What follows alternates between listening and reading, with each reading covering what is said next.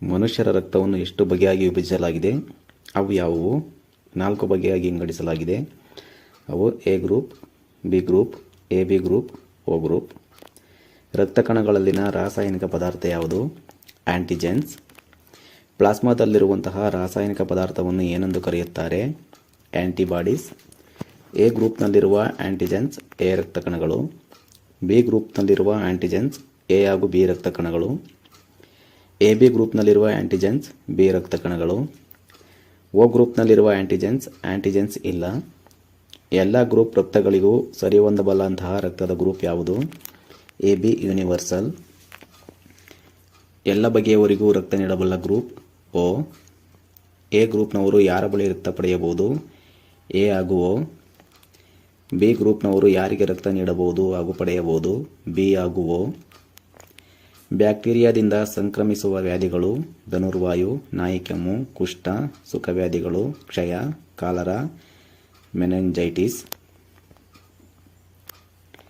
ವೈರಸ್ನಿಂದ ಬರುವ ಕಾಯಿಲೆಗಳು: ಏಡ್ಸ್ ಜ್ವರ, ಮೆದುಳು ಜ್ವರ, ಕಾಲರ, ನೆಗಡಿ, ಕೆಮ್ಮು, ಕಣ್ಣಿನ ಬೇನೆ, ಜಾಂಡಿಸ್, ಇನ್ಫ್ಲೂಯೆಂಜಾ, ಮೀಸಲ್ಸ್, ಪ್ಲೇಗ್, ದಡಾರ. ಪ್ರೋಟೋಜೋವಗಳಿಂದ ಬರುವ ವ್ಯಾಧಿಗಳು: ಯೆಲ್ಲೋ ಫೀವರ್, ಕಾಲ್ ಅಜರ್, ನಿದ್ರಾಹೀನತೆ, ನಿದ್ರೆ ನಡಿಗೆ, ಅಮೀಬಿಯಾಸಿಸ್, ಮಲೇರಿಯಾ, ರಿಸ್ಟ್ ವ್ಯಾಲಿ. ಕ್ರಿಮಿಗಳಿಂದ ಬರುವ ವ್ಯಾಧಿಗಳು: ವಾಂತಿ, ಬೇದಿ ಇತ್ಯಾದಿ. ವಂಶಪಾರಂಪರ್ಯ ವ್ಯಾಧಿಗಳು: ಇಸ್ನೋಫಿಲಿಯಾ, ಬಕ್ಕತಲೆ, ರಾತ್ರಿ ಕುರುಡು, ಅಸ್ತಮ.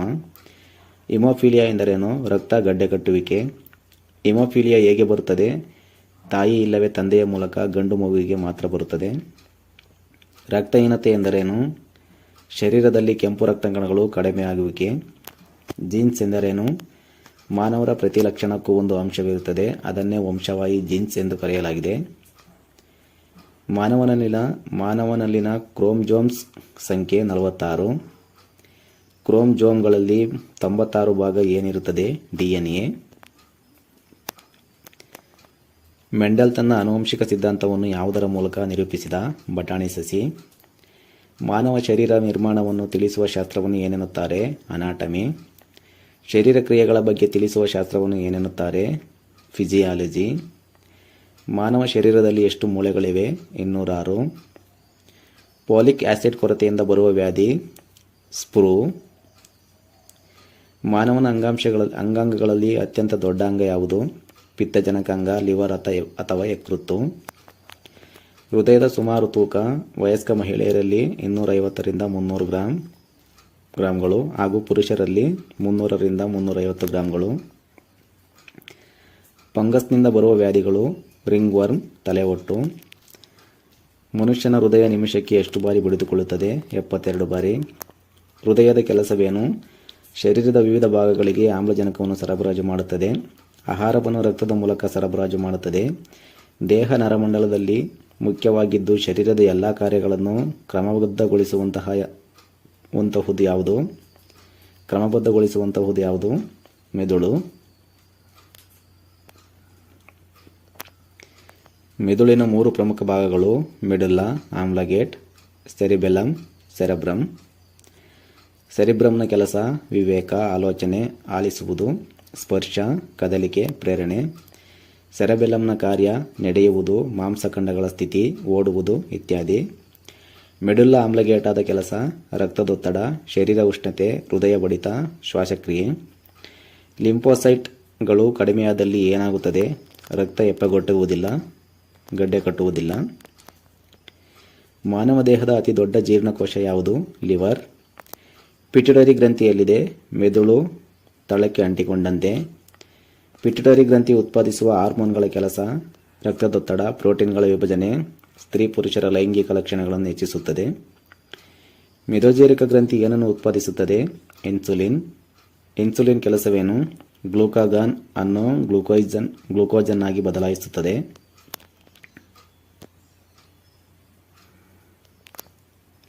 ಇನ್ಸುಲಿನ್ ಲೋಪದಿಂದ ಬರುವ ವ್ಯಾಧಿ: ಮಧುಮೇಹ ವ್ಯಾಧಿ. ಆಡ್ರಿನಲ್ ಗ್ರಂಥಿ ಎಲ್ಲಿದೆ? ಮೂತ್ರಪಿಂಡಗಳಿಗೆ ಅಂಟಿಕೊಂಡಿರುತ್ತದೆ. ಆಡ್ರಿನಲ್ ಸ್ರಾವವನ್ನು ಏನೆನ್ನುತ್ತಾರೆ? ಎಡ್ರಿನಲಿನ್. ಪ್ಯಾರಾಥಾರ್ಮೋನ್ ಕೊರತೆಯಿಂದ ಬರುವ ವ್ಯಾಧಿ: ಜೀರ್ಣಶಕ್ತಿ ಕ್ಷೀಣಿಸಿ ಕೀಲುಗಳಿಗೆ ಸಂಬಂಧಿಸಿದ ಎಲಿಸ್ಟ್ರೈಸಿಸ್ ಬರುತ್ತದೆ. ಥೈರಾಯ್ಡ್ ಎಲ್ಲಿದೆ? ಗಂಟಲ ಭಾಗದಲ್ಲಿ. ಥೈರಾಯ್ಡ್ ಏನನ್ನು ಉತ್ಪಾದಿಸುತ್ತದೆ? ಅಯೋಡಿನ್. ವಯಸ್ಕರಿಗೆ ಒಟ್ಟು ಎಷ್ಟು ದಂತಗಳಿರುತ್ತವೆ? 32. ಜಠರದಲ್ಲಿನ ಪೆಪ್ಸಿನ್ ಎಂಬ ಎಂಜೈಮ್ ಪ್ರೋಟೀನ್ಗಳನ್ನು ಹೇಗೆ ಬದಲಾಯಿಸುತ್ತದೆ? ಪೆಪ್ಟೋನ್ಗಳಾಗಿ. ಲೈಪೇಜ್ ಎಂಬ ಎಂಜೈಮ್ ಕೊಬ್ಬನ್ನು ಹೇಗೆ ಬದಲಾಯಿಸುತ್ತದೆ? ಗ್ಲಿಸರಾಲ್ಗಳಾಗಿ. ತಲೆಬುರುಡೆಯಲ್ಲಿ ಎಷ್ಟು ಮೂಳೆಗಳಿವೆ? 22. ಬೆನ್ನಿನಲ್ಲಿ ಎಷ್ಟು ಮೂಳೆಗಳಿವೆ? 33. ಆರೋಗ್ಯವಂತನ ಶರೀರದ ಉಷ್ಣತೆ 98.4 ಡಿಗ್ರಿ F. ಸ್ತ್ರೀಯರಲ್ಲಿರುವ ಲೈಂಗಿಕ ಕ್ರೋಮೋಸೋಮ್ XX. X ಕ್ರೋಮೋಸೋಮ್ಗಳಿಂದ ಬರುವ ರೋಗ ಇರುಳು ಕುರುಡು. ಅಧಿಕ ಪ್ರಮಾಣದ ಪ್ರೋಟೀನ್ಗಳು ಯಾವುದರಲ್ಲಿ ಲಭ್ಯ? ಸೋಯಾಬೀನ್. ಅತಿಸಾರಕ್ಕೆ ಕಾರಣ ಪ್ರೋಟೋಜೋವಾ. ಕ್ಷಯಕ್ರಿಮಿಗಳು ಎಲ್ಲಿ ಕಾಣಸಿಗುತ್ತವೆ? ಶ್ವಾಸಕೋಶಗಳಲ್ಲಿ.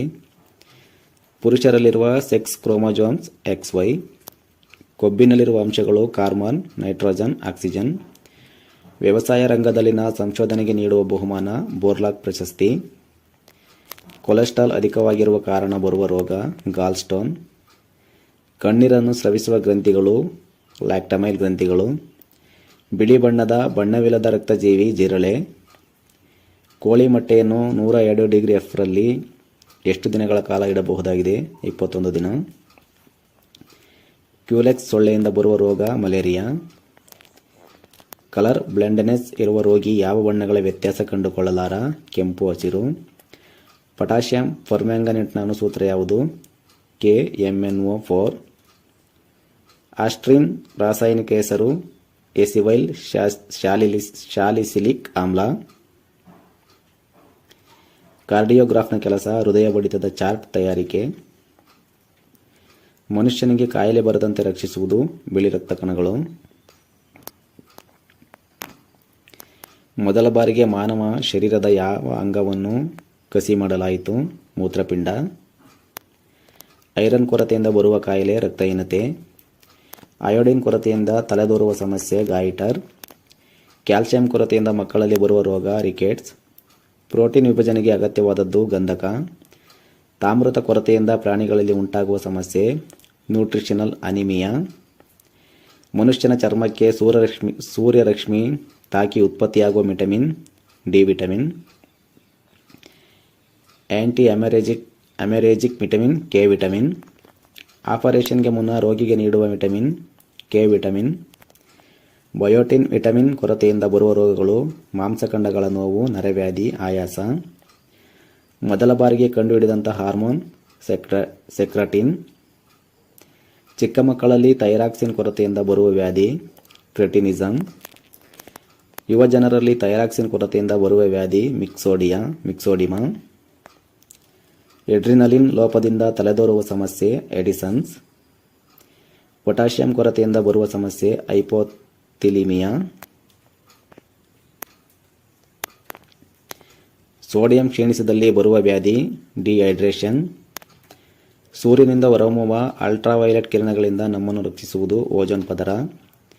ಓಜೋನ್ ಪದರ ಹಾನಿಗೊಳಗಾಗಲು ಕಾರಣ ಸೂಪರ್ಸಾನಿಕ್ ಜೆಟ್ ವಿಮಾನಗಳು ಮತ್ತು ರೆಫ್ರಿಜರೇಟರ್ಗಳಿಂದ ಬಿಡುಗಡೆಯಾಗುವ ಕ್ಲೋರೋಫ್ಲೋರೋಕಾರ್ಬನ್ ವಾತಾವರಣದ ಮಾಲಿನ್ಯದಿಂದ. ಹತ್ತಿ ಕೈಗಾರಿಕೆಗಳಲ್ಲಿನ ಕೆಲಸಗಾರರಿಗೆ ಬರುವ ಕಾಯಿಲೆ ಯಾವುದು? ಬಿಸಿನೋಸಿನ್ ಎಂಬ ಶ್ವಾಸಕೋಶ ಕಾಯಿಲೆ.